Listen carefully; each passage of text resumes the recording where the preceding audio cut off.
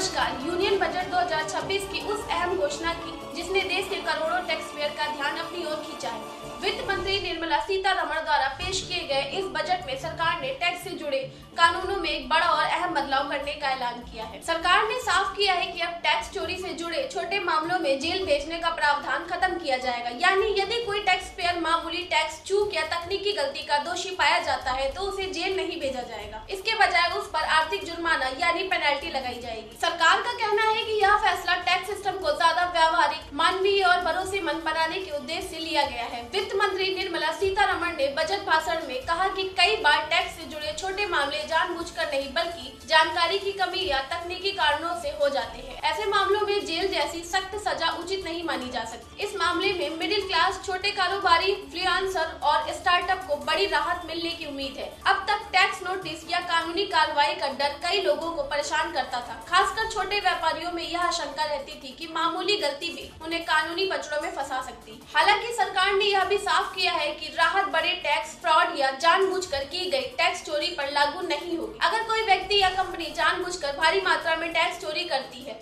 फर्जी दस्तावेज तैयार करती है या सिस्टम का दुरुपयोग करती है तो उस पर पहले की तरह सख्त कार्रवाई और जेल की सजा लागू रहेगी। विशेषज्ञों का मानना है कि इस कदम से टैक्स पेयर और टैक्स विभाग के बीच विश्वास बढ़ेगा। टैक्स सलाहकारों के अनुसार यह सुधार भारत को एक टैक्स फ्रेंडली देश बनाने की दिशा में बड़ा कदम है, जिससे लोग डर की बजाय जिम्मेदारी के साथ टैक्स भरने के लिए प्रेरित होंगे। विपक्ष की ओर से इस फैसले पर मिली जुली प्रतिक्रिया सामने आई है। कुछ नेताओं ने इसे आम आदमी के लिए राहत भरा कदम बताया, वहीं कुछ ने सवाल उठाया कि सरकार को यह सुनिश्चित करना होगा इस नियम का दुरुपयोग न हो। कुल मिलाकर यूनियन बजट 2026 की यह घोषणा सरकार की उस सोच को दर्शाती है जिससे टैक्स पेयर को अपराधी नहीं बल्कि साझेदार माना जा रहा है। आने वाले दिनों में यह देखना दिलचस्प होगा कि यह बदलाव टैक्स कनेक्शन और सिस्टम की पारदर्शिता पर कितना असर डालता है।